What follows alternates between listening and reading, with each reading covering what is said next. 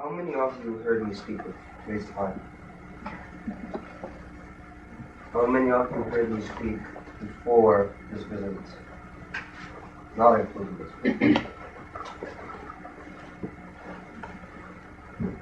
Okay.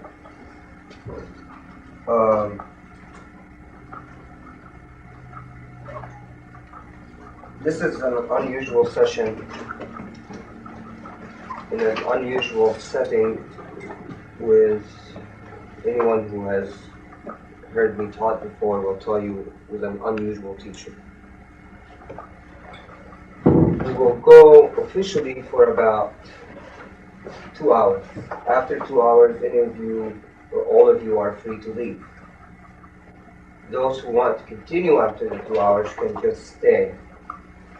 And I'm willing to go on with you till about 11 or 12 o'clock.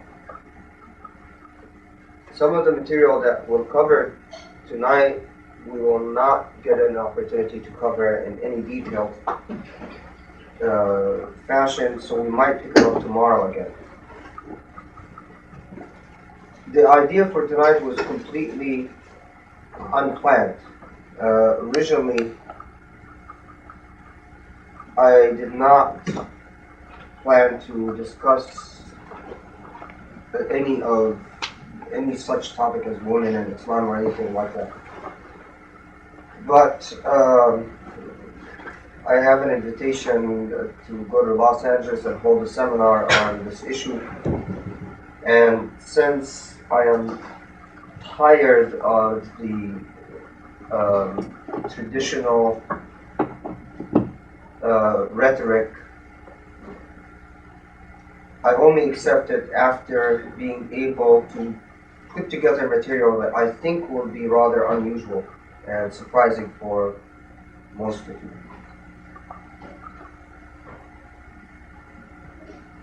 As an introductory issue, when we approach the problem, or no, it's not problem really, the whole topic of women in Islam, we might have as well phrased it as men in Islam, or trees in Islam, except for the fact that women and the treatment women receive under an Islamic order has become an issue, and has become an identifiable issue because of the number of complaints throughout the years about this particular issue. So otherwise, it became problematized. If it wasn't problematized, there would be no such issue. There are other issues that deserve to be problematized, but are not. For example, the relationship of Islam to certain ethnic groups like Arabs or Indo-Pakistanis, the relationship of Islam to certain groups such as slaves, but which has become out of date. But the whole idea of women in Islam remains, to a large extent, the soft belly of Islam, especially in the West. And being a male, I feel very uncomfortable talking about this topic, because I have nothing to preach to you, and I have nothing to convince you of. You can convince yourself of whatever you want. My job is to present to you your roots. And I will say this again tomorrow, so it might sound repetitive for some people tomorrow. Islam has been around for 1400 years. Those 1400 years have seen many transformation and social dynamics as well as political dynamics within that civilization.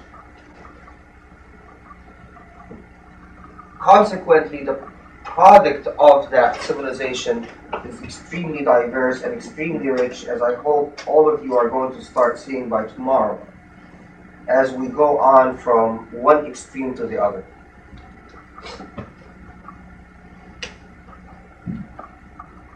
And issue of women in Islam has itself become transformed, constructed and deconstructed and reconstructed several times throughout Islamic history, which I hope to show.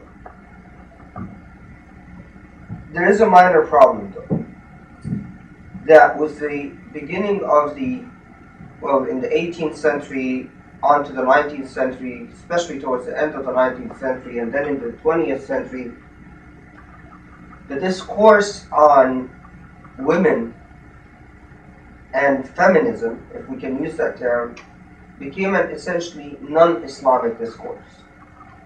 In other words, with the coming in of colonialism,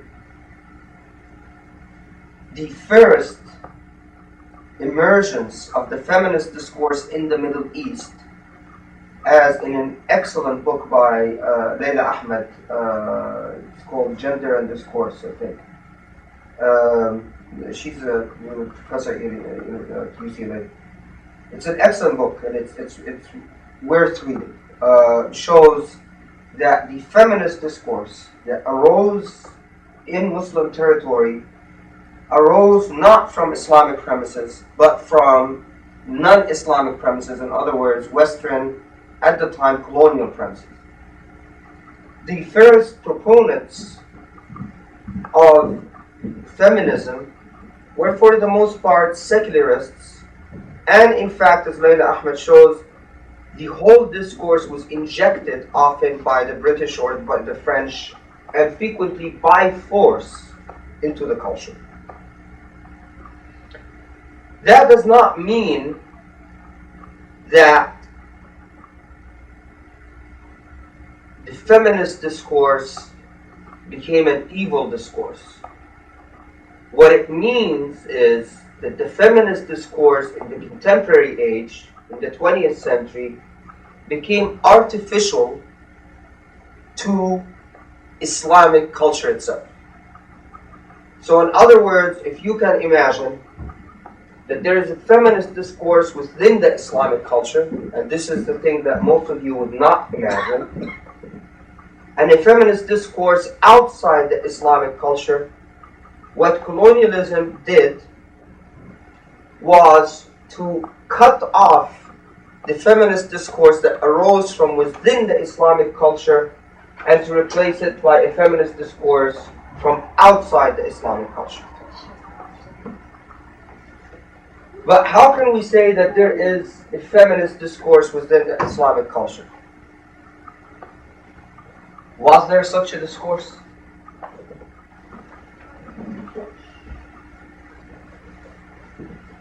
Now, I'll let you answer that question by yourself at the end of this evening. What is important to note is that colonialism was not the only culprit, it was a contributing factor.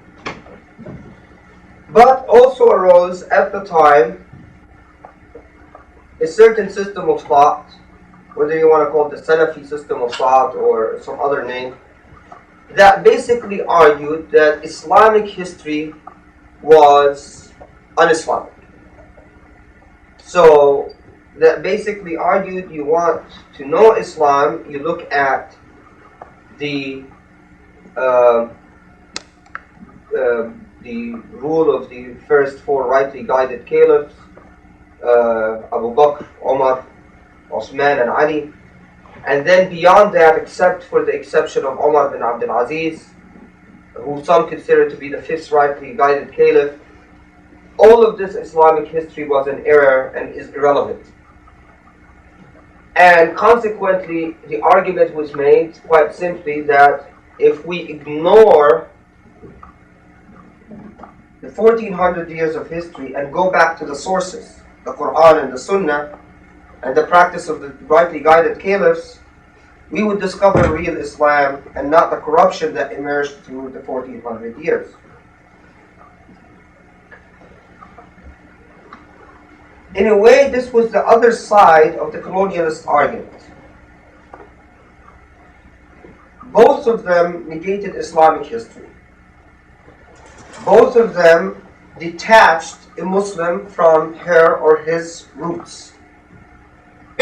Both of them rendered the years of experience and the years of literature within Islamic history irrelevant to the Islamic contemporary reality. So, what am I doing here tonight? I'm not going to talk to you about Aisha or Fatima or Khadija. I'm not going to talk to you about the early women who joined the Prophet in battle or who went and nursed the injured. I think all of you should have by now heard about this and heard about it a zillion times. But the issue remains that somewhere, somehow, in the depth of our hearts, there remains a part that is not convinced. And perhaps not convinced because of the very blunt reality, what type of system would create a liberation of a sex, but the liberation would last no more than 20 years, and then hundreds of years of the Dark Ages would come in. To repeat the point, to be very blunt and honest. And by the way, let me say this, and this applies for tomorrow. This is without being self-indulgent or whatever, but I've been doing this too long to sort of be nice about it. Like, the more you do it, the more you become blunt and rude. So at any point that any of you feel that they are unable to handle the material that I'm talking about, or simply are disgusted by what I'm saying, just leave. It's no big deal. You don't have to have convulsions or a seizure or a heart attack. Just get up and leave. You can go to other people who will tell you what you want to hear. So the blunt truth is, what type of civilization would create a liberation of women in the form of certain individuals counted on the one hand, in other words, you can count them and say, well, they're 20, they're 30, that's it. And then after that, does not achieve anything for the female sex except oppression. Tomorrow, we'll get into the philosophical arguments of what is oppression and what is the will of God and what is the law of God and all of that. Today will just be much more mundane and much more practical. What I want to do today is sort of boring and tedious. And in my view, that's the only thing that is fun. Anything that is boring and tedious to me gives me a lot of pleasure. I want to introduce you to your sisters. Often we call each other brothers and sisters. I'm not sure how much this means to me anymore. But nonetheless, it must mean a lot to some of you, or all of you. And I want to introduce you to some of your sisters. And those sisters are long dead. And they've been dead for hundreds of years. But I want to introduce them through their text and through their actions and their writings. And to do that, I will not go into a rhetorical speech about how some wonderful women were, all of that. I will do what I think every Muslim should be doing in the modern age, and that's less rhetoric, less dogma, less slogans, and more facts and more thought. So, let's take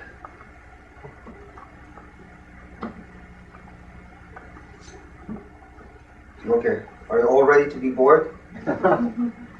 I want to see some enthusiasm this morning. Let's This is go for it, very, yes. very important. Okay, let's start with the book.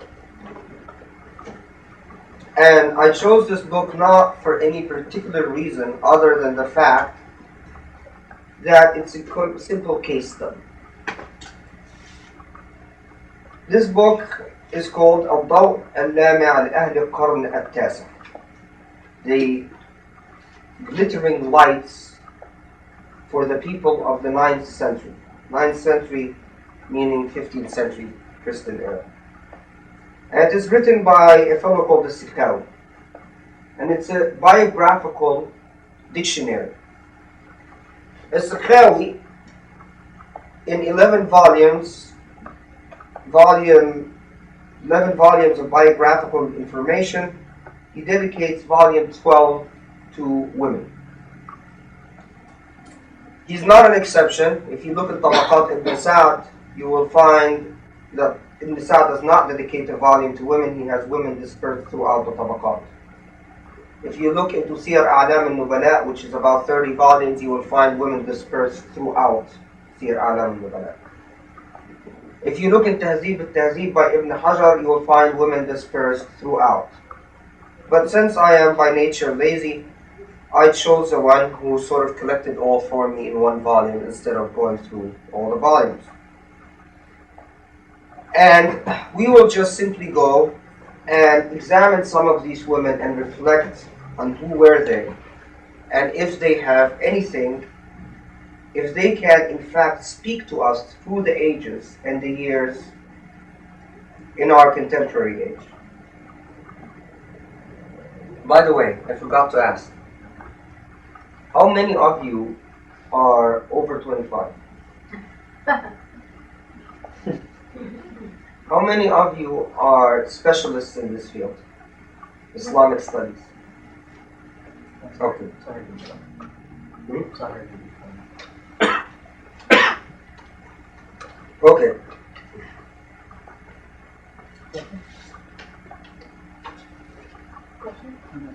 There's also a non-Muslim. Ah, welcome.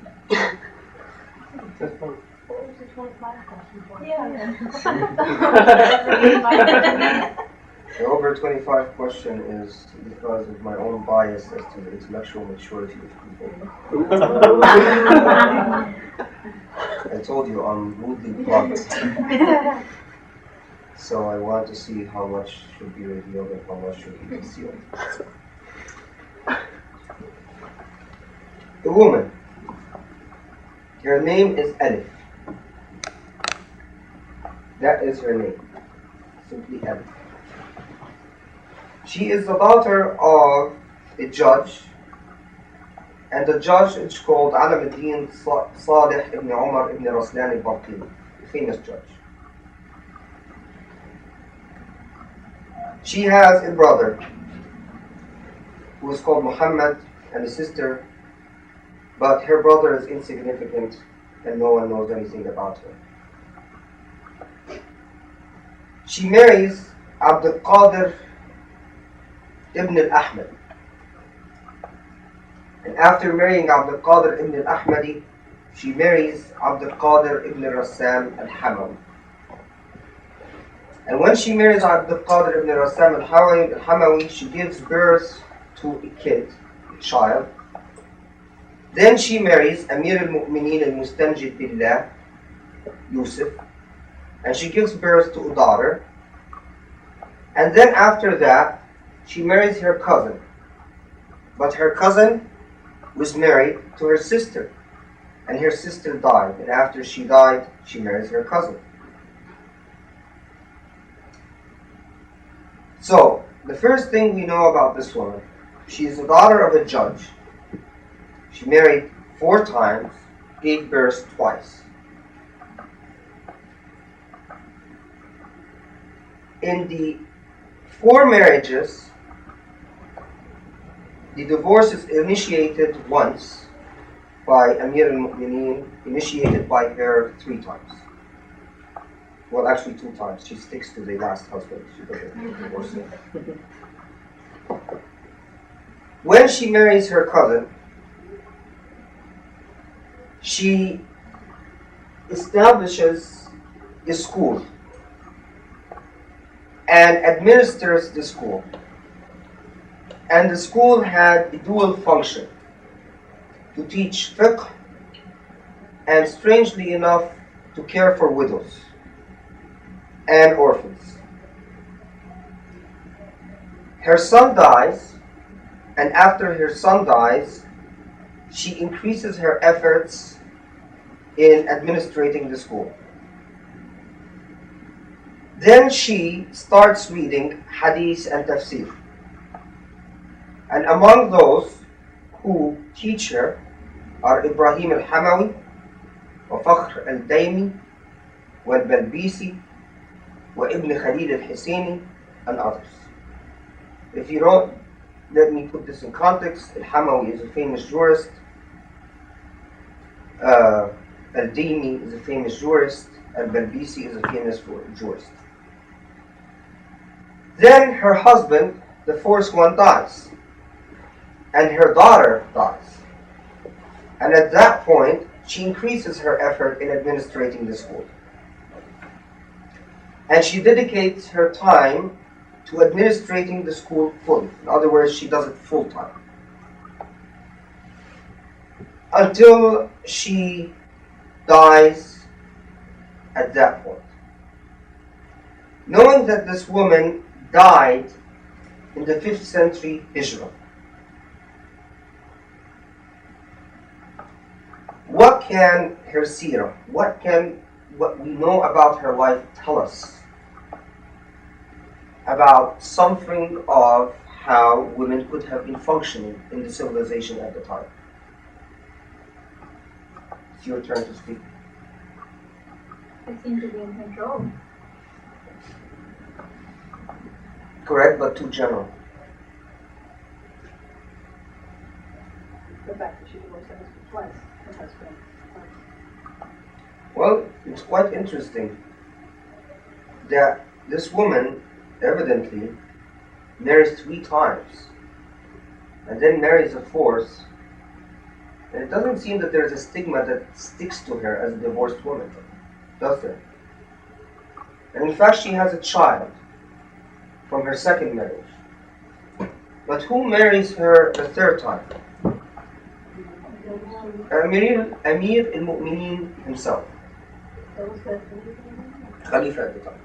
Now, you tell me, in the contemporary age, a divorced woman was a child. What's her status? Very much. She establishes school and runs it, we know, while her son and her daughter are alive. And her husband is alive. Now think about this. A school that teaches fiqh, takes care of widows and takes care of orphans. A school that has an enrollment of about 500 students. How much effort would it take to run a school like that? With 2 children and a husband. And the indications are that every time someone died, she would have more free hand on her. She would have free time on her hand, more free time on her hand, and increases her efforts in the school. And at one point, quite late in her life, after the death of her last husband and her children, she starts studying fiqh with very famous jurists. Now, reflect upon this. Really, don't take it as a bunch of facts. Reflect upon this. In fact, in our age, compare this to our contemporary reality. How many women do you and I know at the age of 40 something, at the late 40s, would decide to start becoming a faqih after establishing the school and fiqh? And it seems that this woman, who's the daughter of a judge with an insignificant brother, was quite unfazed by what she meant in life. Okay, not to belabor the point. Case study number 2. So Khaled, was that 5th century Hijra or Hijra. 9th century? 5th century Hijra. Okay. So And what that was country? 10th century. Where was she? Where was that? She was in Baghdad. Okay. Case study number 2. You ready? Ruqayya. Her name is Ruqayya. ابنة علي ابن محمد ابن موسى ابن منصور الأصل المدني. In other words, she's originally from Medina. Her father is originally from Medina. It doesn't matter.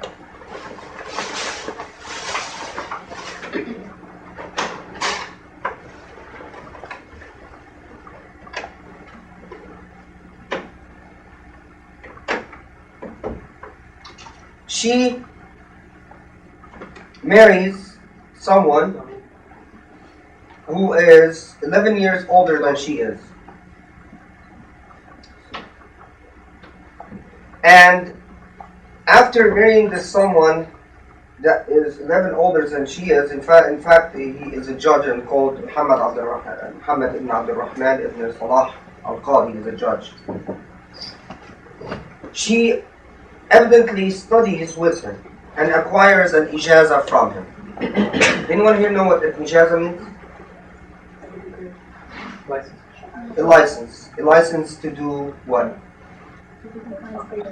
It's non-specific. In other words, a license has to tell us what to do. So she acquires a license from him. So obviously she studied. Then she writes several books on hadith and fiqh. Upon the distribution of these books, she is issued an ijaza bi-istida'a for the Islamic studies. What does an ijaza bi-istida'a mean? Well, it's sort of unfair because it's sort of technical. Ijaza bi-istida'a means an honorary ijaza. You get a certificate of authenticity, an ijaza, by studying under someone. You study under someone, and then he or she issues you a certificate saying, I certify the competence of this person over this field. Is simply someone writing to you and saying, I've heard about you, can I please give you an ijaza? Or writing to someone and say, have you read my books? Now that you've read my books, can you give me an ijaza? Can you certify to my authenticity? So this woman, in the year 800,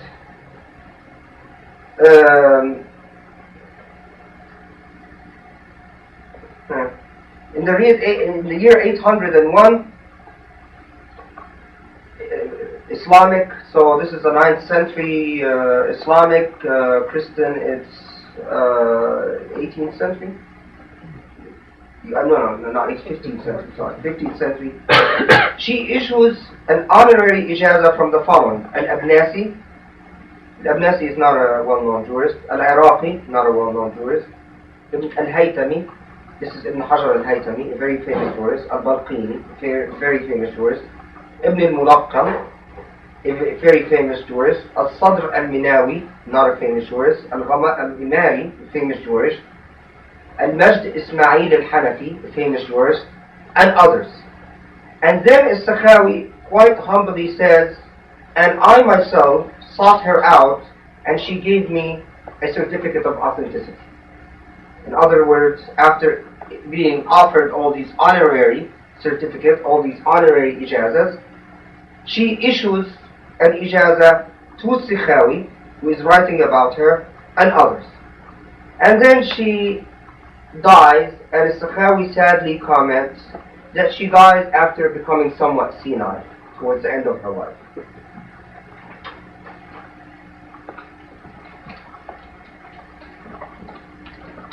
I told you, the most informative things are the things done in a boring fashion. Let's take another woman. And I'm doing this, this is called tawatur al-adillah, accumulation of evidence. I hope that by doing this, we will once and for all get rid of the impression that there were exceptions. And I plan to pile up the evidence on your head so massively that the conclusion will be self-evident. And then you can draw your own conclusions about your own socio-economic, cultural situation in the contemporary age from that. And I hope this is not too boring, especially for the non-Muslim, because it's sort of a bit too technical, but I might get a bit dogmatic for your sake towards the end. Start entertaining you.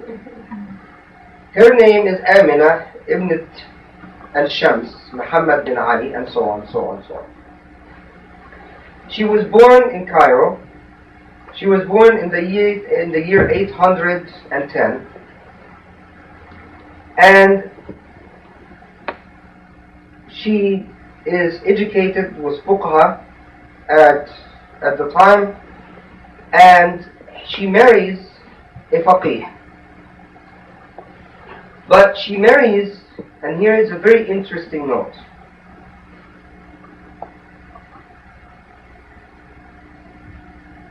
فزوجها أبوها بابن الفقيه كذا كذا كذا. Her father marries her to the son of the faqih. What's a faqih? Female jurist. So her husband is identified by the fact that he is the son of the faqihah and not the son of the faqih. And after she marries the son of the faqihah, she gives birth to several kids, and then he names the kids, of course, as was the practice. And then she is issued several ijaza min al-mu'tabarin. Min al-mu'tabarin means from the famous jurists. And then he goes to list the famous jurists. And then he says she was even issued an ijaza by my own teacher. And after attaining several ijaza, she herself issues her own ijazas to several other students. Case number 4. A woman, also called Amina, the daughter of Nasr ad-Din Abou El Fadl Nasrallah. She is born in Cairo. However, she is of Asqalani origin. She is a Hanbali.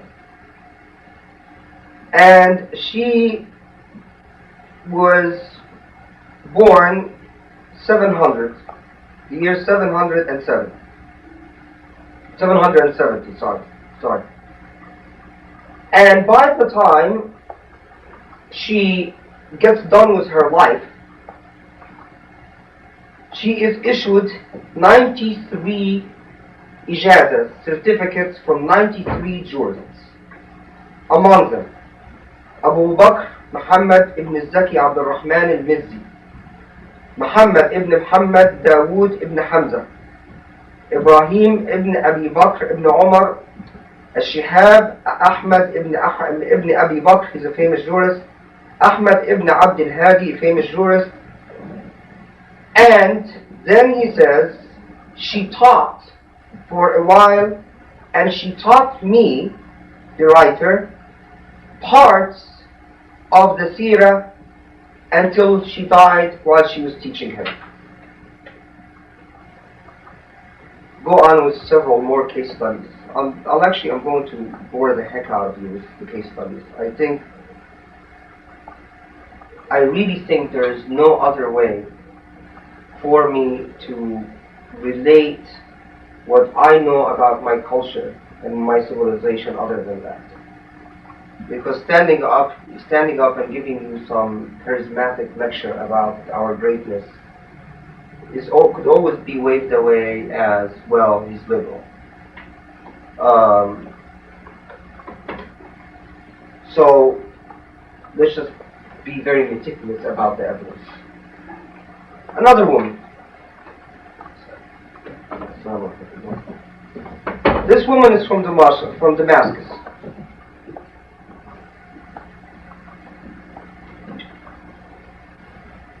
And all he says about her, that he met her and he sought her out in Damascus, the writer, and went to her in Damascus, where he studied with her until he got a license, an ijazah from her, and that he learned ilm al-riwayah, the science of narration from her. Her name is Asma bint Ahmad ibn Ismail, and so on.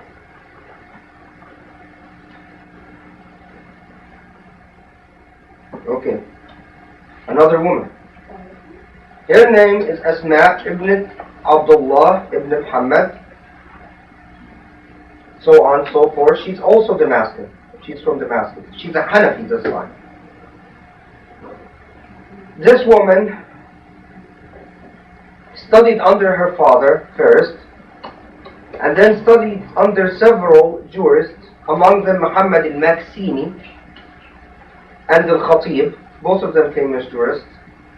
And then she was issued, by the time she died,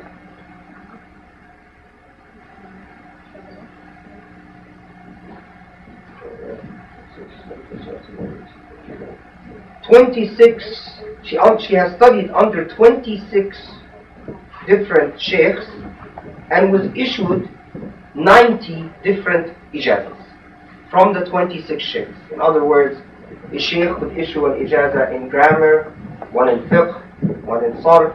So she has accumulated 90 ijazahs. Important note, she had 4 children at the time she was acquiring her ijazahs. Her last ijazah she acquired at the age of 62. She taught several people and issued 30 ijazahs of her own to 30 men. Among them, jurists that are not famous, and I'm not going to name them. Case study number 6. This woman is a Hanbali, and her common name is Amat al-Khaliq. Amat al-Khaliq is, al-Khaliq would be sort of a kufri name, but Amat al-Khaliq would be a good name. She's the daughter of such and such and such. She's a Hanbali. She studies and receives an ijazah on Sirat ibn Hisham. How many of you heard of Sirat ibn Hisham? Sirat ibn Hisham is, other than Sirat ibn Ishaq, is our main source about the life of the Prophet. Anything we know about the Prophet ﷺ is basically through Ibn Ishaq or Ibn Hisham. Well, actually, that's not quite accurate, but anyway, it's a nice, comfortable generalization. But he's a very important fellow, to suffice to say, for the seer. But anyway, she studies it and writes a commentary on Sirat ibn Hisham and on Musnad Ahmad ibn Hanbal. You know who Ahmad ibn Hanbal is? Who's Ahmad ibn Hanbal? All the Muslims should be able to answer this. Okay, founder of the Hanbali school. And Ahmad ibn Hanbal, what is the Hanbali school famous for? Yeah, and sort of their common reputation these days. Yeah, they're conservative. So we have this Hanbali woman. She writes a commentary on the book of Ahmad ibn Hanbal. And obviously she didn't think that was haram. But anyway, she is issued an ijazah, and here it's very interesting. She is issued an ijazah by another woman, faqihah, called Aisha ibnat Abdul Had. And she then receives several other ijazahs, and then she issues her own ijazah to several men, 6 men and 3 women. And Then the author notes something that is very interesting.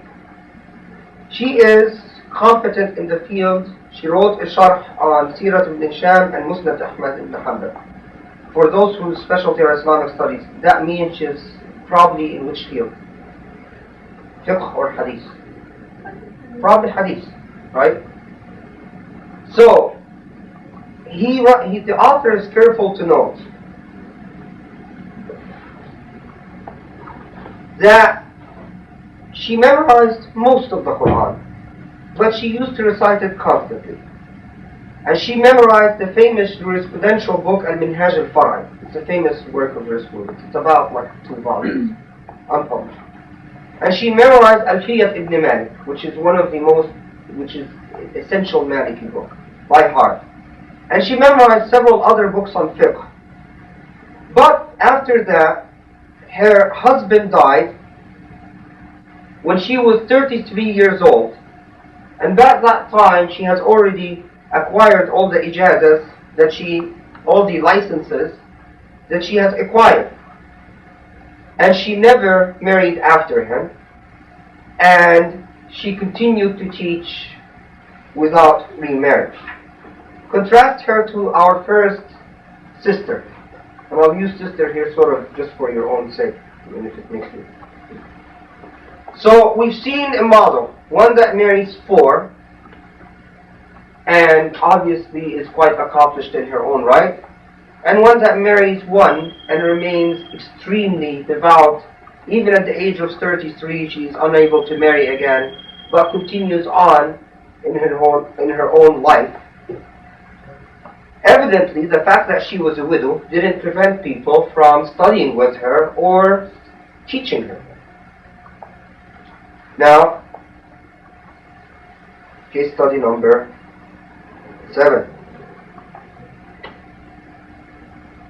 Are you bored yet?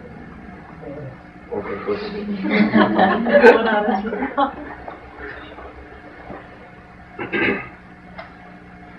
This woman is from Cairo.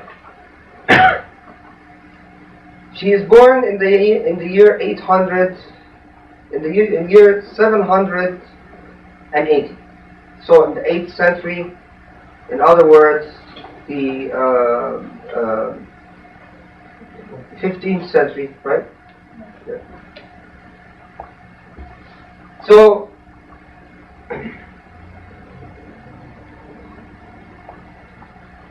she studies Sahih al-Bukhari, among other books. And it is said that she becomes completely competent with Sahih al-Bukhari. And Abu Hurairah ibn al-Zahabi, who is a famous jurist, issues her a license to interpret and comment on Sahih al-Bukhari.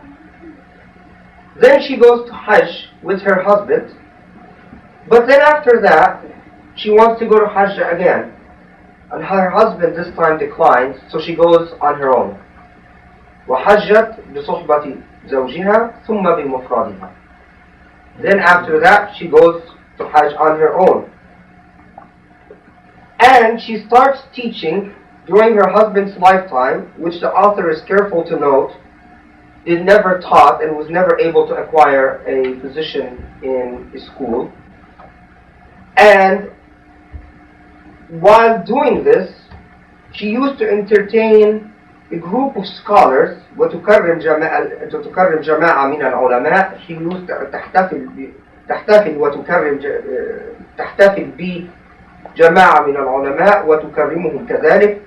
That she used to invite and honor or celebrate a group of علماء بحضور زوجها, in the presence of her husband, who she was obviously kind enough to invite to these functions. And evidently he dies and she outlives him and she doesn't marry after him, and she continues teaching and issues by the time she dies 50 something ijazahs for different fuqah.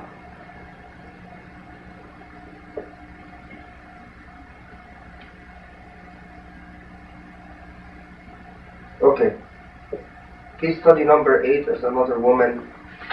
Trust me, her name is Malik ibn Ibrahim, who acquires several ijazas and issues several ijazas, the same old story. Which case study are we now on? 9? Good. We're going to keep going. Actually, I think you skipped one. I think we're on 10 now. We're at 10? Yeah. Okay, good.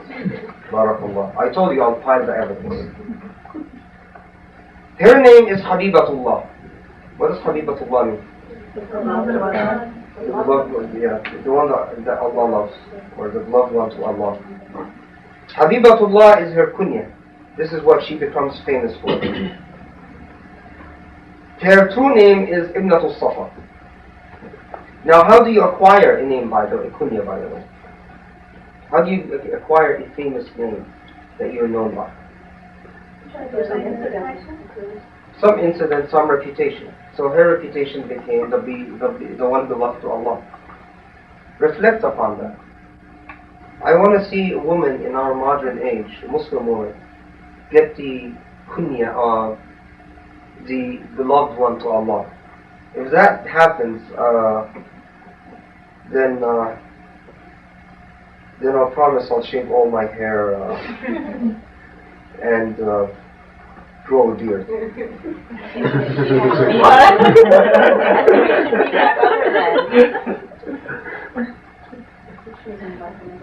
So, Ibn Safa, who is born in Baghdad, then she later on immigrates to Shiraz in Iran.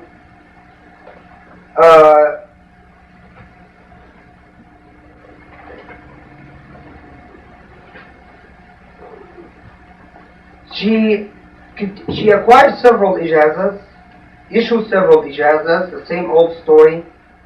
But then, while she does that, her husband, who was a very famous faqih, by the way, and you want to know his name? Well, I'll tell you anyway. Al-Ala Muhammad ibn Sayyid Afif al-Din. And she gives birth to several children. Both of them are professors, both of them are teaching. But then she discovers that he went and secretly married another woman. وقد تزوج عليها لأخرى سرا. Secretly. He went and secretly married another woman. فلما علمت بادر لفراق الجديدة. And when she found out, he immediately ran and divorced his second wife. خوفا من سخطها. He immediately ran and divorced his second wife in fear of her anger and wrath.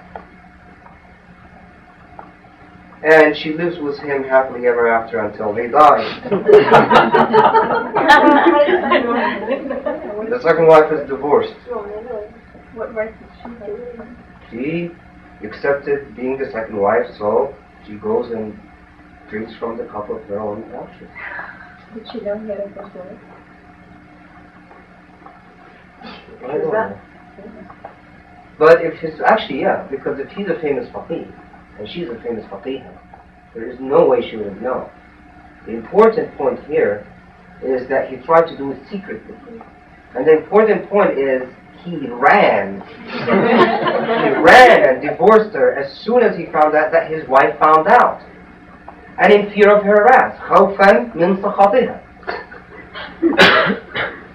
We're not talking about people in the 80s or 70s. We are talking about people in the 14th. We are talking about people in the 14th century Christian or 15th century Christian. Are these people all circa 14th or 15th century? No, I knew someone was going to ask that, and I was going to start giving you some women from Arabic. But if you're not going to, if you don't tell us, I'm looking at the 14th century. No, I'll tell you. Okay. Always ask me if I don't tell you. Okay. Okay? Where's she from? Which area is she from? She was, I forgot. She was originally from. Baghdad. What year?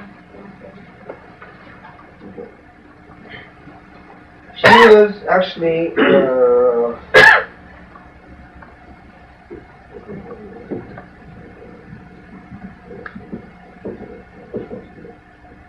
she was originally from Iraq but immigrated to Shiraz, and she was born in the year 817 Islam. Okay, let's meet another woman. Now, of course, the men are sitting there and saying, why the heck did we come to this? Give us some men who did something right in their life. Her name is Ruqayya. ابنة الشرف محمد بن كذا بن كذا بن كذا. She's originally from Damascus, but before that from Cairo. And her father and her grandfather are famous jurists because they're known as the Abna of Qari, who are famous people.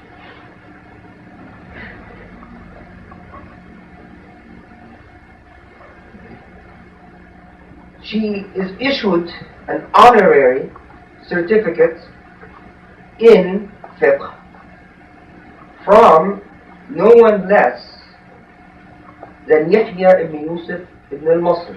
That's a very famous jurist. Take my word for it. And upon hearing that she was issued this honorary certificate, several of my friends, several of his jurist friends, wrote to her to give them honorary certificates. But she said that I will not give you honorary certificates unless you come and I examine you. So several of them traveled to her.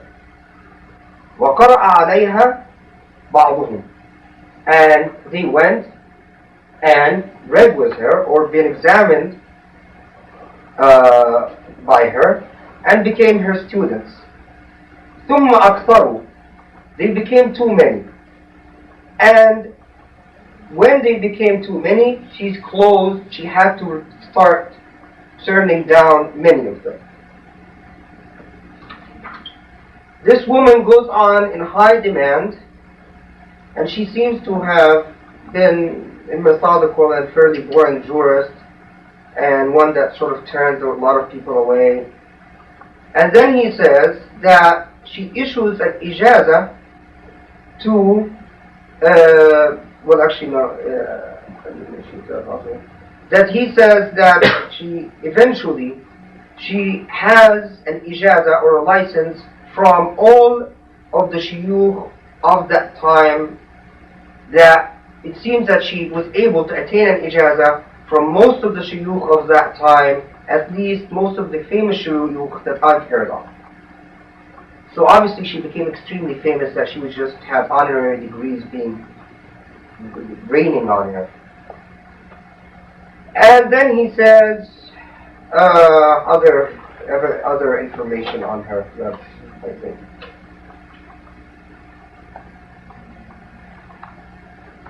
Another jurist.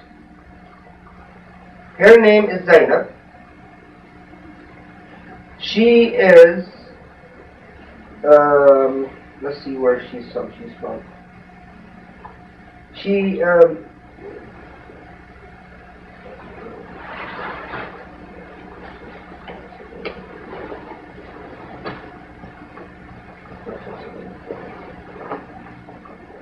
well, her name is Zainab, and anyway, Zainab ibn Kamal, such and such. She was born in the year 275. For some reason, he doesn't mention where she's originally from. No, she's from Egypt. And she becomes a competent and an expert in the seerah. And she becomes very famous in the riwayat al-hadith and the seerah. And then she met a jurist whose name was Ram al-Manawi. Well, actually, no, sorry, scratch that. His name is Shaykh Madin ibn Ziyad. And she wanted to marry him. But her father refused that she would marry the jurist. and he insisted that she would marry from another jurist. But she insisted that she wanted to marry the jurist she loves. And eventually she weakened and caved in and married the jurist that her father wanted. The second jurist was called Zayn. And no more than a couple of weeks passed till she went to him and demanded a divorce. And he divorced her, and she never remarried again till the day she died, but continued to teach and issue licenses. Now, sort of after I get through all this painful process, I'll sort of try to give some sense to it. Now, this woman is named Hajar. And unlike many jurists of her time, she never had a kunya, and she was known by her first name. He used to call her Hajar. So in other words, she was not named Kaza or such and such. And at the time, let's see for our specialist, she's from Cairo, she's a Shafi'i. She was born in the year 990. But at the time, she became the most reliable authority in her field, which was a qawa'id al-fiqhiyya, principles of fiqh, the most reliable authority of her time. And he doesn't say of the women of her time. He says of her time. وصارت أسند أهل عصرها وتزاحم عليها الطلبة وكنت ممن حمل عنها قديما قاطعا. So she became the most reliable authority of her time, not restricted to females. وتزاحم عليها الطلبة. What does that mean? A lot of people came. Many students started just flocking towards her. And I was one of the people, the author is bragging here. This is the author sort of bragging a bit about himself. And he says, I was one of these few people who learned from her rare things. حمل عنها قديما أشياء قليلة ونادرة that no one else knew about. And she was like many others of the faqihas of the time في عدم التحجب.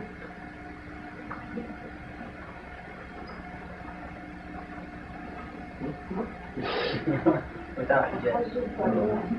Without hijab. Wait, can you repeat that?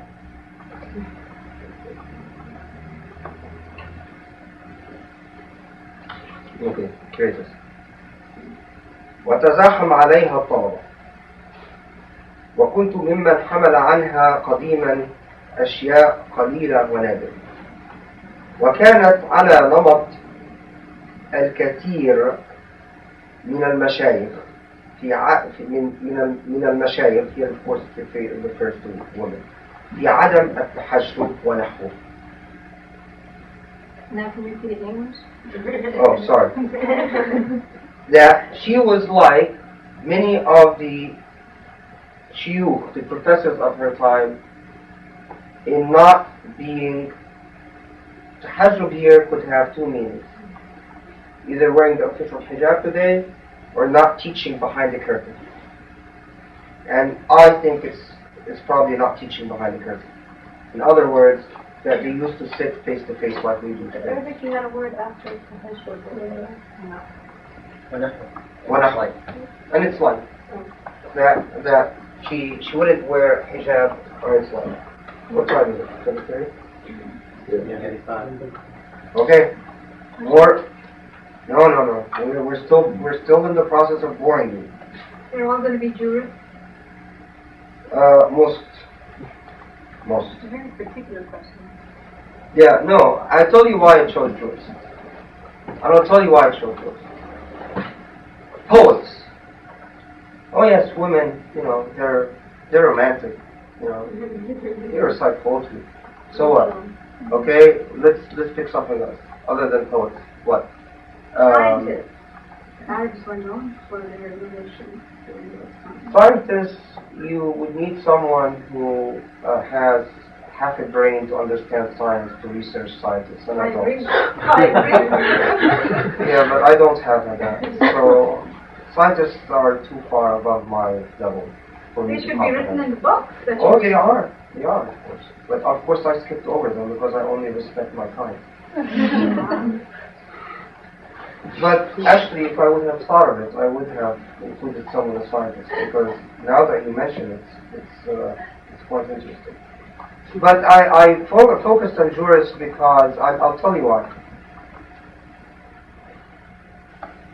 And I'll tell you, no, seriously, I mean, I'm sort of giving you a tongue-in-cheek response, but poetry, you can always put them on the side, on the side. Scientists, you could say, well, you know, okay, she sat in her home doing her mathematical equations, doing her experiments, writing her books, but she never saw any man or no man ever saw her. She was never a part of the discourse in society, unless she was a professor. And here is where I would have included them. Professors in science. But Okay. I think beyond that, a jurist deals with Islam, and therefore if a jurist is breaking a rule of Islam, no one's going to respect the judge. Exactly. So, So the important of jurists is that we're dealing with Shariah here. I mean, no one could come and tell me, oh yes, but she wasn't a pious woman. Oh yes, but she wasn't a true Muslim. If she has an ijaza in Sharia, then by definition she is more pious than you or I, and by definition she is more knowledgeable than you or I. Okay.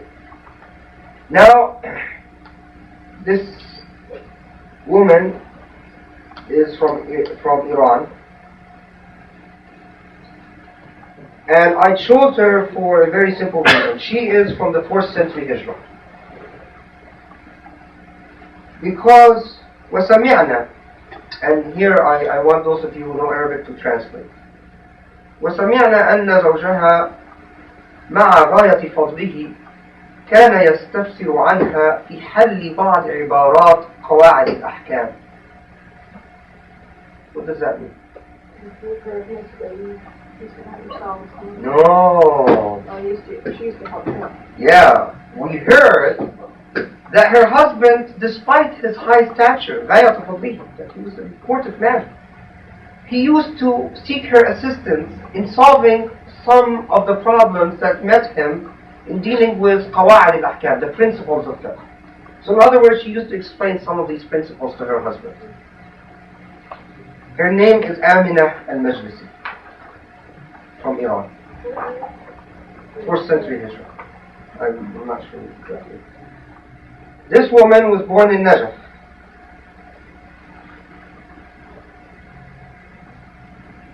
Her name is Ali al-Hassoun. I don't know why, but I can't find a year for her death. Anyway. He says that this woman grew up in a normal family that was not particularly a family of knowledge. But then she married her cousin, and her cousin was Samahat al-Shaykh Zuhair al-Hassoun. Her cousin was a sheikh. And at that time, the doors of knowledge opened to her because he became very concerned in teaching her what he knew. And she became very concerned in learning from him what he knew. Until she studied with him the fiqh and usul al-fiqh and grammar and balagha, eloquence and hadith and the science of men and authentication. After that, he issued her a certificate. Science of men. Science of men meaning the hadith al-rijal, the narrators, science of narrators. Which were not only. Which were not only them, but they're called al-rijal, which is sort of a literal translation. And then Hassoun after that becomes a jurist in her own right and starts teaching her own halaqah at her home. This woman is called, she's quite late, and I chose her because she's from Iran, and she is possibly the only faqihah that existed in the last 200 years. Her name is Al-Ulwiyya Al-Aminiyya Al-Asfahaniyya. She's from Iran. She died in the year 404 Hijrah. And she attained 1404 Hijrah, and I'm sorry, yeah, that she died in that year. So that was 6 years ago. Wait, like 10 years ago. 10 years ago. Yeah? Yeah, she died about 10 years ago. She's mentioned in the book. Yeah. No, this is an actually more modern. This is a collection of A'lam al-Nisa from different sources. And actually, if you notice, there are actually Xeroxes from a variety of books. I left the Sakhawi a while ago, so I hope you're not. Yeah. The Sakhawi was left when I sort of dropped that big bulky thing. Now, she, interestingly, obtained the degree of al-ijtihad al-mutlaq. What's al-ijtihad al-mutlaq? You had outside of a certain madhab? No, al-ijtihad al-mutlaq. Huh? Completely independent ijtihad. It is the highest level of ijtihad any human being can attain. You're not following the school? In other words, The black belt is there. it's a black belt with 10 danas added to it. In other words, it's not just the ijtihad over one madhab. It is independent ijtihad that you can now authoritatively write about Sharia completely independently from anything. And this woman is only Yep, only about 10 years ago. And she is the last Muslim jurist in the last 200 years. the last of all men and women. She is the last woman Muslim jurist in the last 10 years, in the last 200 years. In fact, I would say probably in the last 300 years, to be quite honest. She obviously a Shia. Yeah, she was a Shia. She's from Iran. Asfahan. Now, she obtained ijazas beyond our ability to count. وطلب منها عدد آخر, and a whole lot of them begged her or asked her to give them an ijaza, which she granted to some and refused some.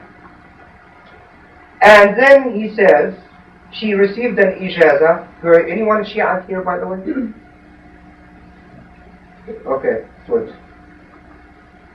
They tend to be just to. Who told there is someone who has me on a mamnu' list. So for the mamnu' list, I tend to love Shia. So add that to the blacklist. She received an ijaza for ijtihad from a Shaykh called him al-Shirazi. She received an ijaza for an ijtihad from a Shaykh al-Ha'iri, and the Shiites will realize his name. She received an ijtihad from a Shaykh al-Husseini al-Shirazi. She received an ijaza in ijtihad from al-Najafi al-Asfahani. And she received another ijaza in ijtihad from al-Muzahiri al-Najafi al-Asfahani.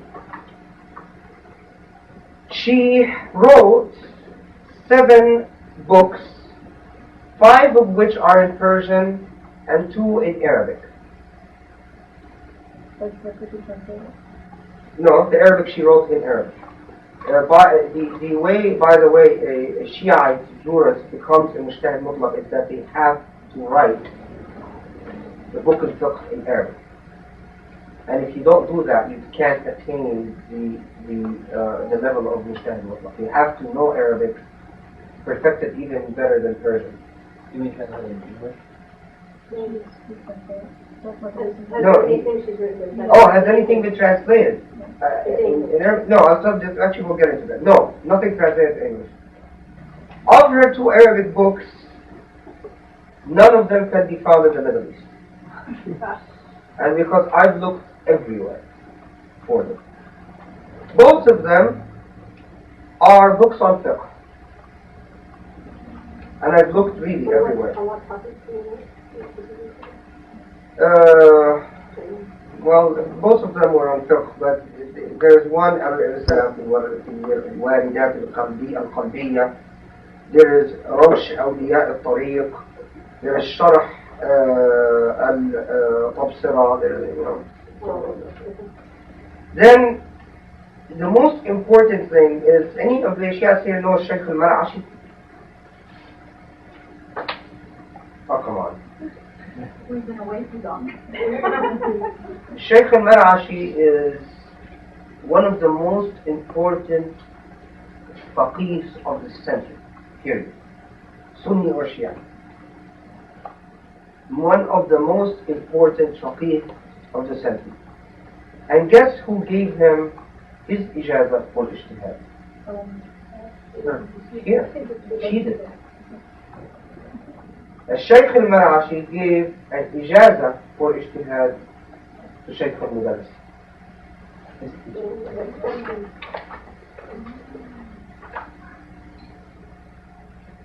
Okay.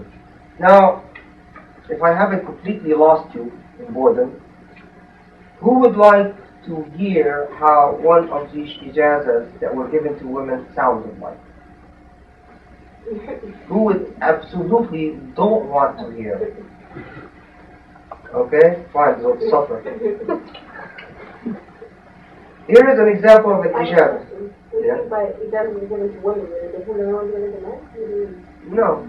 What an ijazah was done by? Yeah, what an ijazah, but because I by the time you leave her, the idea that women and law were sort of married to each other, I want to be so firmly grounded that it cannot be ever erased from your minds again.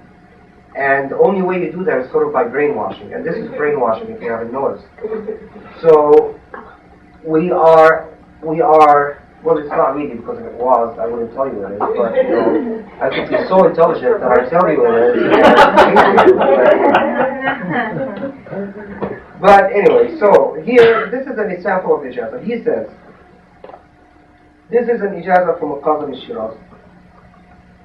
He starts out by saying, Alhamdulillahi Rabbil Alameen, wa salatu wa salam ala Muhammad ashraf al-Mursaleen, and so on, wa ala alihi wa sahbihi ajma'een.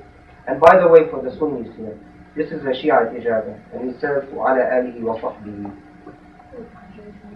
wa sahbihi, the Sahaba, right? Then he saw, then for those of you who didn't get it, it doesn't matter.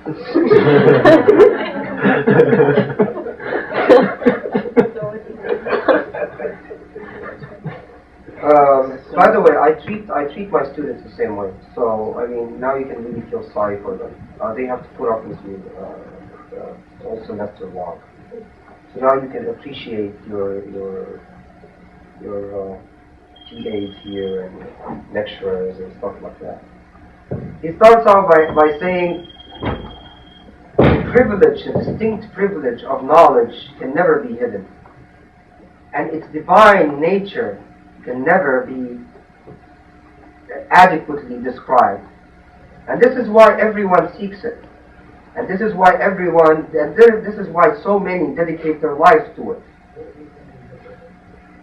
And the Sayyida, Al-Jalila, Al-Nasiba, Al-Sayyida, Al-Jalila, Al-Nabila, Al-Hasiba, Al-Alima, Al-Fadila, Al-Ghurra, Al-Nasibat Nisa' Asriha. Can anyone translate all these?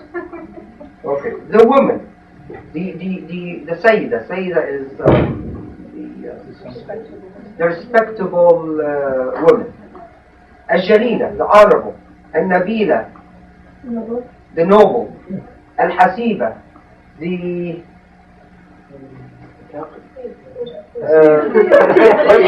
Reckoner. No. Hasiba is the one that comes from honor, from great origins. Al-Alima is what? Knowledgeable. Al-Fadila, the the English language is just doesn't speak Arabic. Al Fadl is the more than just the honorable, but also the one that is combines honor with a sense of extreme morality. غرة ناصية نساء عصرها. Anyone know what this means? The jewel of the women of her time. وأعجوبة ظهرها. And the miracle of her age. Al-Hajjiyya. The Hajjah. Then he names her Khanim, Damat, and so on, and then he goes on for about 5 lines naming her, putting all her names. She has passed the examinations in fiqh and usul, and she was examined on the shuruh, the commentaries, and she was examined in the subtleties of the issues, and in the depths of the matters. And she has shown an ability for istinbat and usuliyya in dealing with al-ahkam, an ability for deductive reasoning and a certain way of thinking in dealing with law. And we all pray to Allah and thank Him for this great blessing and for the blessing of this great woman who has reached the highest level, al-martaba al-aliyya. And consequently, we, meaning al-Shirazi, Muhammad Kazim al-Shirazi, bestow upon her the degree of ijtihad, and she has the right to narrate from me what is correctly proven to be from me. But she also has the right to independently interpret what has been narrated from me as well as from my shuyukh. I have a question. Yeah. How does this differ from what the ijazah sounds like for a man? I'm sure he wouldn't be calling him It the wouldn't. jewel of It wouldn't. Same thing. the Except that names are the same, but except the ijazahs differ by the age, not by the sex. And what I wanted to do, but I stupidly forgot it, is, and then you'll just have to sort of take my word for it, because I don't have it, so I can't sort of prove it to you. This is why I like texts, because you know then that someone is not just sitting there and inventing things. The ijazahs vary, their style varies according to the time, and according to the locality, and according to the nature of the ijazah. For example, if you are being issued an ijazah, a license to narrate the book, nothing more than that. In other words, you've been tested over one book, you've passed the exam over that one book, that's it. Then of course it wouldn't say the jewel of his time or her time, the great, talented, brilliant. It would just say the faithful, diligent student. We give him a license or her a license over this book. If you are being issued an ijazah over a mazhab, a certain school of thought, it wouldn't say the jewel of the time, it would say the faqih in the mazhab, the knowledgeable in the mazhab, and so on. Also, it tended to vary according to the age. Some ages tended to be much more flowery than others. Now, what I wanted to bring to you was, in the modern age, and I can't believe that I did it, it's one of the things that I'll regret probably for the rest of my life.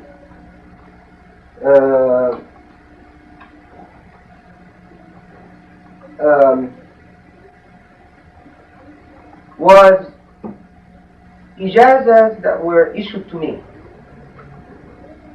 and that were issued to a couple of women who were also in the same halaqah by the same sheikh. And what I was going to do was have you compare the ijazah that was issued over the same material to me to the ijazah that was issued over the same exact material to the woman. And you have to take my word for it. We were in the same halaqah, we were tested over the same matter, and there is no darajat. You either pass or fail, and the majority fail. You know, out of 30, maybe 3 will get ijazah, sometimes no one will get an ijazah. And with all due respect, and that's why I'm not going to name the shuyukh, with all due respect to the shuyukh who did give me the ijazahs. I mean, you always respect your teachers and honor them, but I wanted to show you the subtle discrimination that has crept into our time. In my ijazah, it says something to this effect. I have tested Fulan ibn Fulan in such and such matter. I have asked him in such and such matter, and he has proven his competence in such and such matter. Consequently, I certify that he can do such and such in such and such matter according to his knowledge was salam. That's it. The woman, I have tested Fulan, the woman, in such and such matter.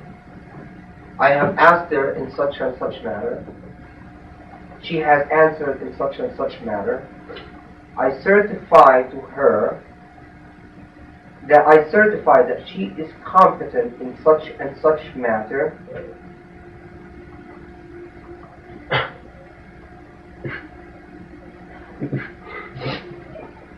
How do I say? And I authorize her to narrate and teach بما من عليها الله من الفهم to the limit of what Allah has given to her in understanding. That's the variation. Now the interesting thing, during the years that we had these ijazahs, I asked 3 women who got the ijazahs, is there a difference between my ijazah? Of course, you know, the way it works is you have a sheikh, and the sheikh starts out with 30, 40, 50 students, and issues only 3 or 4 ijazahs at the end. Now, so it's quite a statement to the sheikh. And, you know, you always respect your teachers. I really do believe that. Frequently, many of the sheikhs would never consider giving an ijazah to women. But at least those sheikhs had the sense to be fair. And so I asked, is there any difference between your ijazah and mine? And all 3 said no. The women said no. All of them said no. Have they read? You read them. Have they read yours? You read mine. We exchanged ijazahs. It's like getting your, you know, sort of like kids when you get with a report card. But, you know, you know that the sheikh is going to issue ijazahs, and there's a lot of talk about who is going to get it and so on, and then once you get it, you know, you sort of exchange, and we sit there and you talk about it. Of course, we don't scream and jump up and down and go party and celebrate. And you sort of say, Alhamdulillah, assalamu alaikum.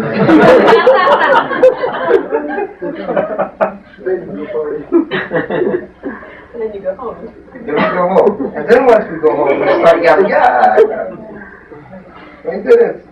This person said I can't do it. I showed him. How old were you? Throughout at the time, which time? Which ijazah? So, like, at what age do you begin to get? First ijazah I issued me. I got my first ijazah 14. In the master game, or? From Sheikh. Don't ask any more questions about me. I wouldn't have even brought the issue of my ijazah and all of that if I didn't want to give that example. They're irrelevant. And the person proves him or herself with their knowledge, not with their certificate. It's not about you. Were you with, how many other women were you staying with when you were studying in Colonial? Frequently there were women in the house? No. the most, the more, there were two types of sheikhs. There were several types of sheikhs, of course. Some that would never allow a woman, period. But there were also sheikhs that would never allow a non-Egyptian. There were also sheikhs that would just, an Indian or a Sudanese or something, by definition, they're stupid and would never allow them. But I can't say they were the majority. Most sheikhs did not have racial biases or something like that, the majority of them. Most sheikhs would not allow women, I would say. Some sheikhs would allow women and be conscious about it. In other words, they make it a point to say we allow women. And they would always have them sit like on this side and this side. So they have to sit in the front. Some sheikhs were just too old to care. They can't tell the difference between a man and a woman. And they would call us like woman and man, it didn't matter, and even if I think if anything happened, they wouldn't notice anything. Some sheikhs would insist that the woman sit in the back. I have a question. So how did the jurists you mentioned before got their knowledge, and how did they learn? And also, it seems like the case study we just heard, how did they get their knowledge? Did they go to these sheikhs and learn from them, or did they? There were schools of fiqh. All of these women, for the most part, are issued their ijazahs in the context of a school of fiqh. So they were like school dedicated for women? Yeah. Some of them are issued outside the school. In other words, they just go study with a sheikh, and the sheikh issues them an ijazah. But the method of establishing the authenticity of a sheikh, alim, is by a process of accumulation of ijazahs. So someone, for example, who does not have any ijazahs and comes and tries to teach, like nowadays, people would laugh at him. Frankly, I wish these days would come back, because when I listen to people teaching Islam, it is so laughable that I wish they would just shut up. And I start to see the merit of the ijazah system. But the more ijazahs you receive, the more you were able to teach. So, and it depends also on who gave you the ijazah. If you received an ijazah, for example, from Ibn Hajar al-Haytami, this one ijazah could be enough, and that's it, because very famous jurist. Or if you received an ijazah, if you were by Imam al-Haramain al-Juwayni, or in the Shia tradition by Suyuti himself, who wrote the Mabsut, then that's it. But if you received it from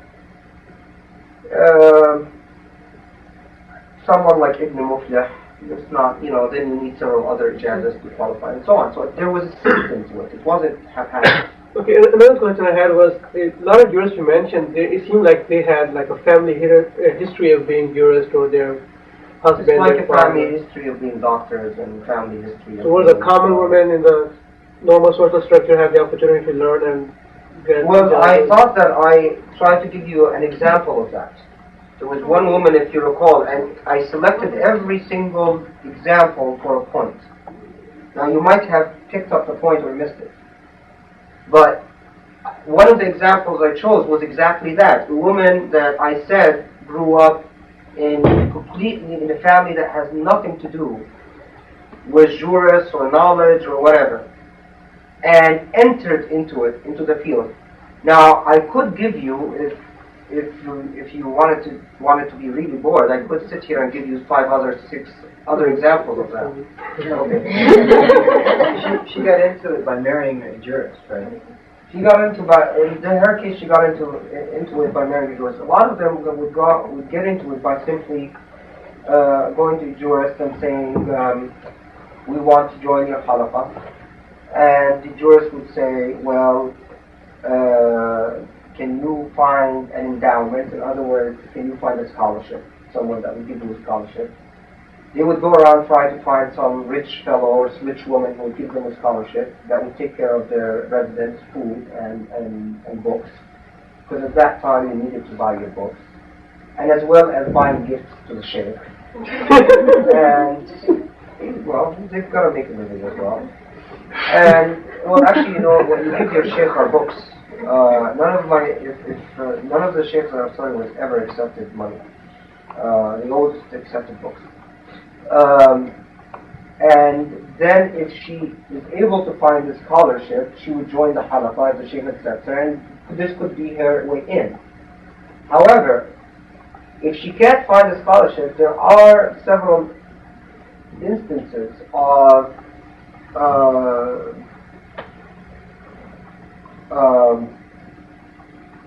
women who just hung around the mosque and did some jobs and stuff like that. I mean, I might, there was an example of one of them. You seem puzzled, or Hung around the mosque and did odd jobs. not odd jobs. He hung around the mosque and he slept in the mosque.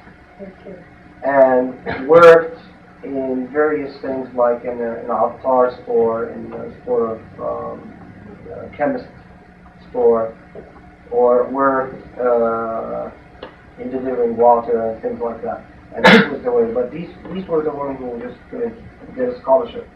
And you have to remember that mosques are different. It depends on the age and the locality, of course, the time, and who's in power. Some mosques would close their doors, but other mosques were waqf, and where the poor and basically the homeless would sleep in the finat at night. And these women would sleep in the women's quarters in the mosque. But it's not that they did odd jobs in the mosque. It's not like they clean the mosque and stuff like that. Okay. Bint al-Shah Tahmasab al-Safawi. She was a alima. And the reason I bring her up, this woman who was from Iran, again, Persia, she died in 955 Hijri. What is very interesting about her is not that she wrote several books, but that several ulama wrote several books about her books. And her books were all in Usul al-Fiqh, and all of them wrote commentaries on her book on Usul al-Fiqh.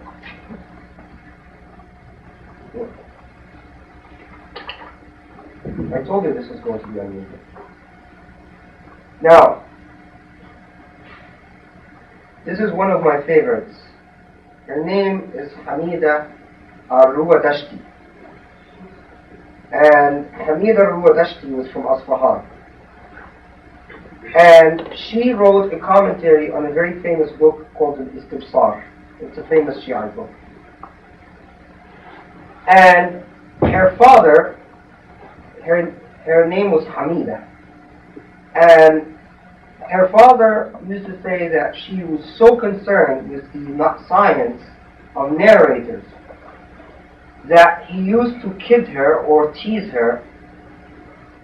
And he says, you know the ta at the end of your name, Hamida is ha, mim, ya, dal, and ta marbuta. In other words, the circle with two dots. And this is called ta'nis, for feminine. And he would tell her, you know this ta at the end, that this ta one is for the feminine, to indicate that you're a woman. But then the other is to indicate your obsession with the science of narrators. And you can't really understand the joke unless you know the relation of the ta and marbuta with the science of narrators. But the point is that these people also have a sense of humor. Now, listen to her and I'll tell you why she is one of my favorites. Not only because her father had a sense of humor, and it seems that she had a sense of humor. ومن غريب ما اتفق عليه أنها تزوجت لرضا أمها برجل جاهل أحمق. And one of the strangest things about her, despite the fact that she was a great jurist, that she agreed to marry, to please her mother, she agreed to marry an ignorant fool. This is what this fellow is saying. And he was from one of these villages, and a relative of hers. And I saw them, both of them, this is Xerox from a book, and I could not believe that she can spend one day with him because the man was so stupid. And she wrote a book, but I suspect, this is my suspicion, the one in control, because it seems that every time someone would narrate that they met her, it would be okay, this guy is an idiot, we know that. But they say they met her in a scientific context, in a context where they're discussing knowledge. So what is he doing there? If he's an idiot, he can't understand what's being taught, and of course he's not teaching. So what is he doing there? My guess is probably making the coffee and tea for his wife. Just a guess. Anyway, she wrote a book, and her book is called Rijal Hamida, the men of Hamida. And this is sort of an arrogant title, because he sort of gives the title. This is like me writing the book and titling it "The Woman of Khaled." It's sort of the same type of. Any one of you would look at it and say, "What?" Now, so try to imagine in the same type of concept. And she wrote a famous hashiyah on the Istibsar, as I said. When was she alive? She died in the 5th century. Okay, this is just a note that this is a woman who received an ijaza, a certificate in the book of Al-Tusi. Now those of you, and it seems I've lost any hope that and here again, let me become a bit rhetorical and a little bit entertaining. This is what I mean when we have been cut off from our roots. None of us know the people I'm referring to. While you come to a typical American or a British, and come to any British kid and say King Arthur and what was knights on the round table. They know them. Sir Lancelot and all that. Guinevere and all these sorts. They've heard about Henry. They've heard about even several philosophers of their age. They study in college. They take Western civilization. They know from St. Augustine to what's his name? This other great reformer, Thomas Aquinas. 2.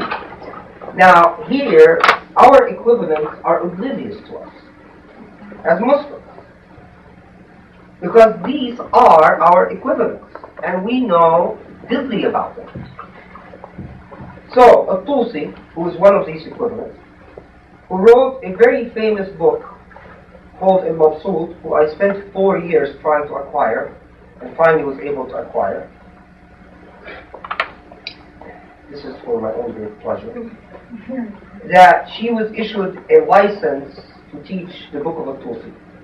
This, if you were attached to your culture, you would at that point go, oh.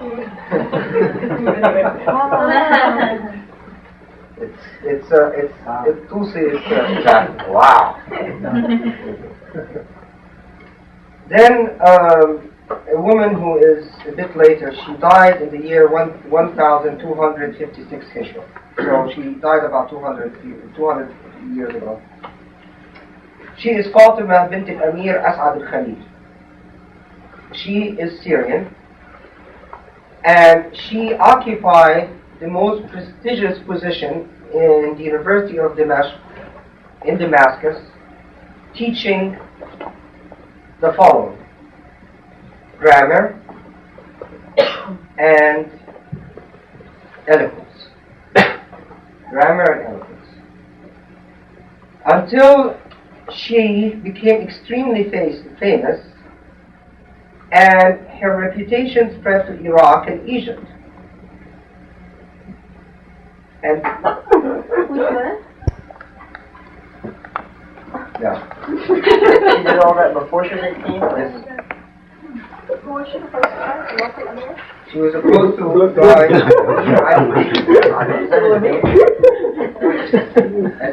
Amir Ali Beg. There it is. Yeah. Place. Damascus. The city of Damascus. Why'd you say no? Too busy, man. They like her. I don't know. And this guy doesn't even say if she marries after that. Maybe your sister likes it.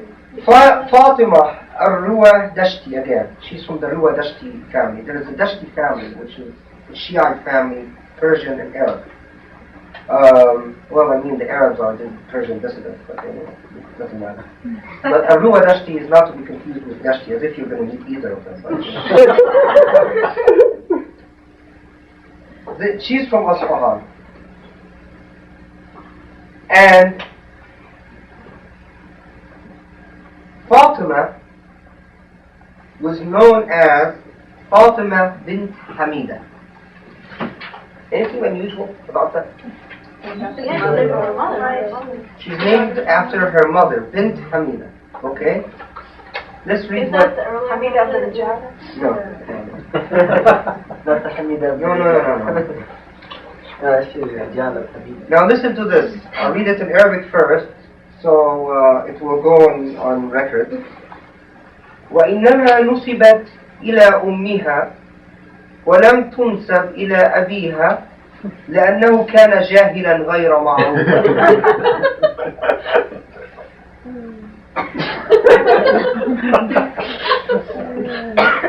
This is too funny to be translated. She was named the bint of Hamida, and she was named after her mother, not after her father, because her father was an ignorant nobody. وأمها عالمة فاضلة. Her mother was famous, and her father was ignorant nobody, so they named her after her mother, bint Hamida. Is that a no-no? No, it's not a matter of no. I am now want you to decide what's a no. I am basically taking you throughout Islamic history, and I think I've done that from the 4th century up to the 14th century, and leaving it up to you to decide what is authentically Islamic and what is not. I'm not going to make that conclusion for you. You decide what is authentically Islamic and what is not. Okay. Now, the boring part is nearly over. Nearly. I'm missing... I'm missing this. Now, I like...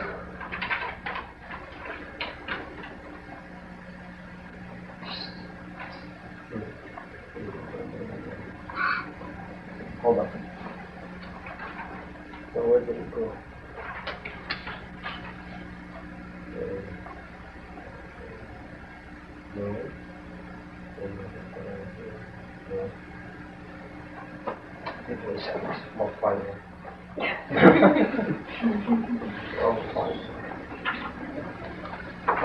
I've been living with these women for so long. Oh yeah, that does sound sort of strange. No, I don't live with the contemporaries because they're sort of exotic. Where did it go?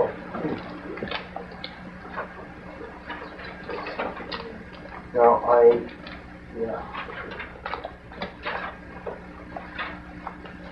there's on the beds. So it has to be. And this is for the people who are sort of working a little. Okay, now your name is Asma.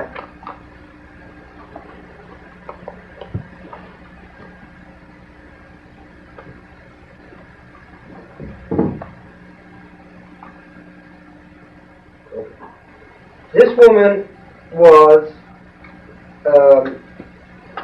issued ijazat. She is from the 7th century. She was born in 677, and she is from Damascus, not Baghdad, and she is a Hanafiya. And she was issued 26 ijazas. Okay? And here's the interesting part. And those who know Arabic, pay attention. Those who don't know Arabic, take the rest. خرج لها الشهاب بن اللبودي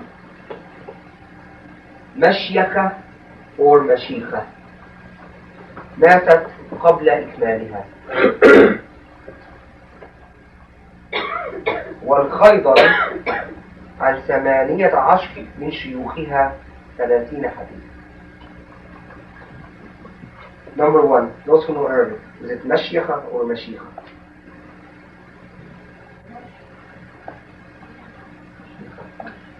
Why مشيخة? Why مشيخة?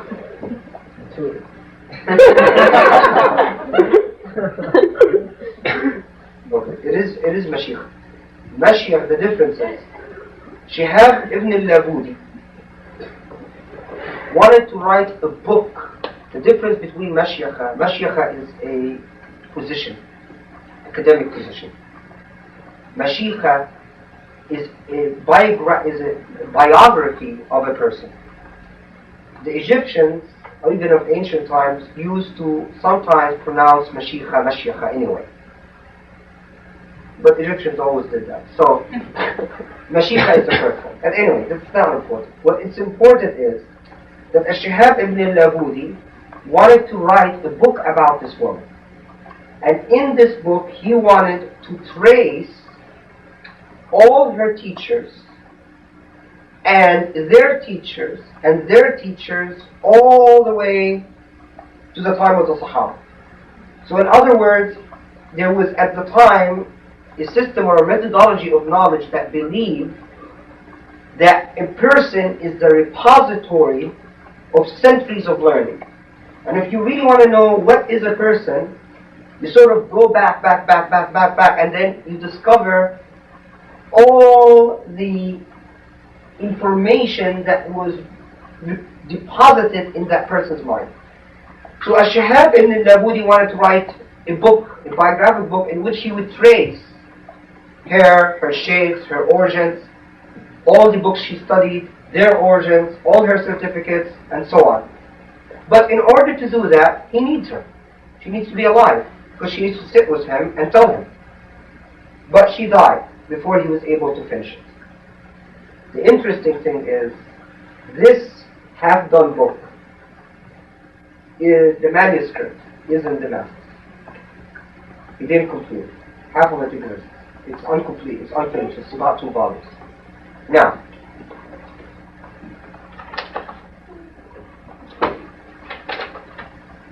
the boring part is over. Now we get to the sort of more boring part.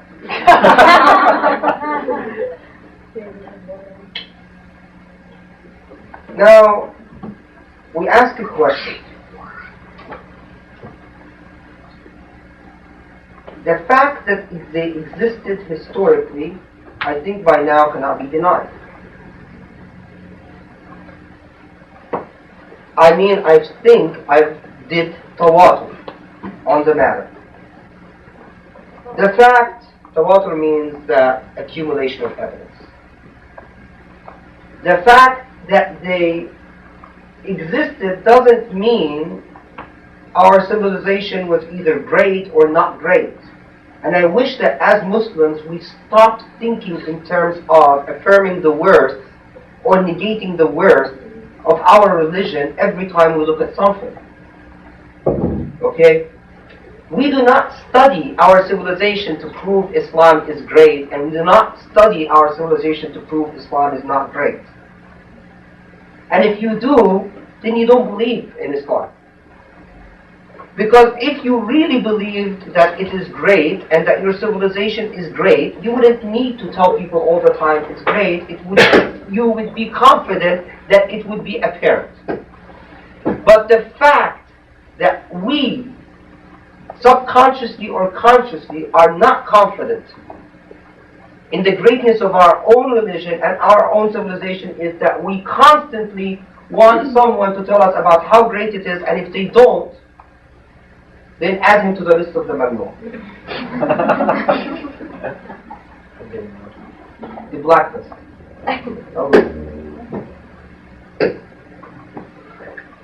I didn't do this as a form of apologetics to prove how great women were in Islamic history. Don't get me wrong.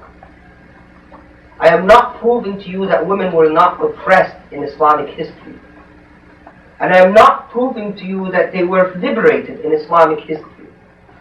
What I am proving to you is the precedent in Islamic history of different forms of femininity than the ones we are accustomed to today. That's all I'm doing. Again, no one should leave this lecture and say Khaled Abou El Fadl gave a lecture, boring lecture, but a lecture about how Islam treated women throughout history and how great Islam was. If you do, then you haven't understood anything I've said tonight. To me, it is quite irrelevant whether Islam was great or not great, because that is something that you believe in your heart. And if I believe it's great, I don't need to go around telling people it's great, it's great, it's great. In the same way that if I believe, if I'm self-confident, I won't every 2 minutes say, oh yes, and I'm, by the way, brilliant. And by the way, I studied at Yale. And by the way, don't forget, I also have this degree. You know, eventually it gets stale and it gets boring. I am inviting you to approach Islamic texts with this methodology of discovering your roots, discovering authenticity. What is authentic and what is not authentic? Are we today the product of Islamic authenticity? Or are we the product of a colonial, that really has nothing to do with Islamic authenticity? Now,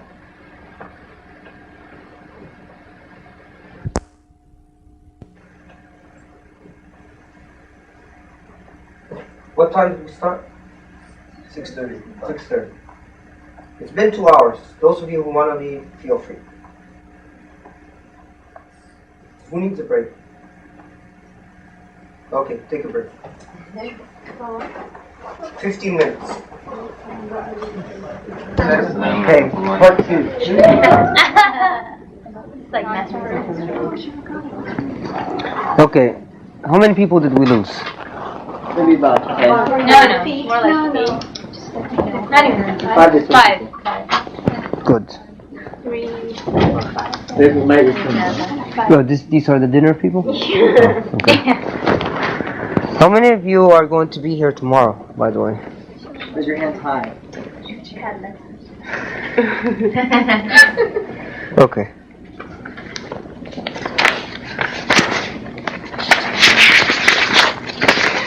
Now,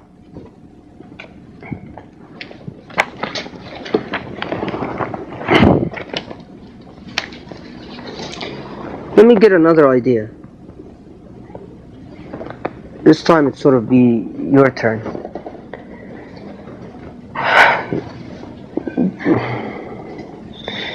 The number of men more or less equals the number of women tonight. Isn't that right?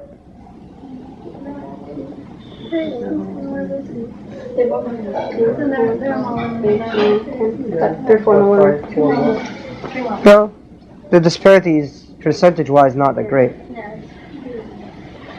Why do you think that is? Did we lose more men than women?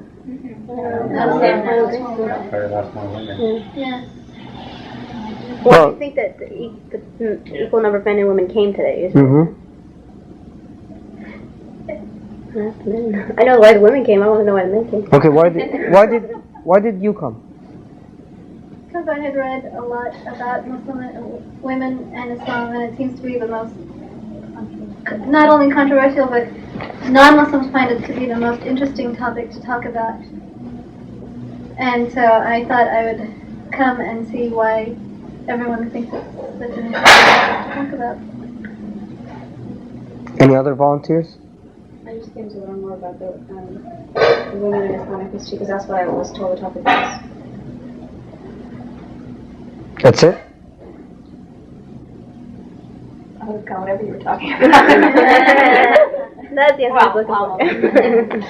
Also, I think it's not necessarily the most popular topic. I mean, considering that 50% of the population is female, probably 50% of the lectures or talks are not devoted to. I mean, a lot of them are general and they apply to both, but it's not often that this is addressed. I think it's interesting that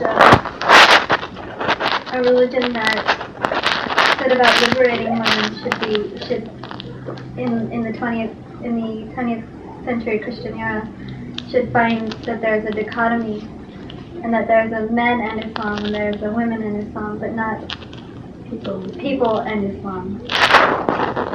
Okay, can you go get me the essays? Do you know where they are? Yeah. Which essay? Let's share an essay.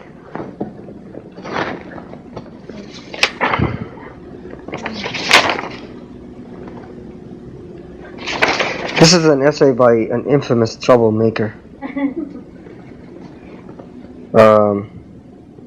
Who I didn't ask her permission to read her essay, so I don't know if I should name her or not. The infamous troublemaker. What do you think? Just name her. Yeah. Mention Oscar's name. No, I'm mean. I like to be mean. She's Rashida.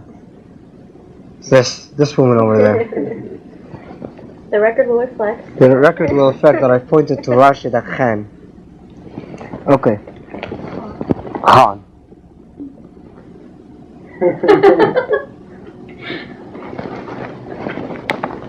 I want to share with you this essay because I think it's beautiful in its honesty. I have problems with this verse from Surah An-Nisa. As to those women of whose part you fear disloyalty and ill conduct, admonish them first, next refuse to share their beds, and last beat them lightly. But if they return to obedience, seek not against them means of annoyance, so on and so forth. I have difficulty understanding the existence of this verse in the Quran, which is supposed to be a book of revelation espousing the ideals of equality, fairness, and dignity. And although I am sure much is lost in translation from Arabic to English, I assume most translations, at least, within the same general context of their original meanings. When I read about the verse, I see a social order which bothers me. One aspect of relations between husbands and wives is deemed similar to that of parent to child. If children are disobedient, then parents should talk to them to set them straight. And if this does not work, they may be punished lightly. Parents impart their wisdom to their naive and inexperienced children. Although a respectable relationship, it is not on an equal footing. Parents do have the upper hand, and children are expected to obey. I am not able to draw such parallels to the relationship between a husband and a wife.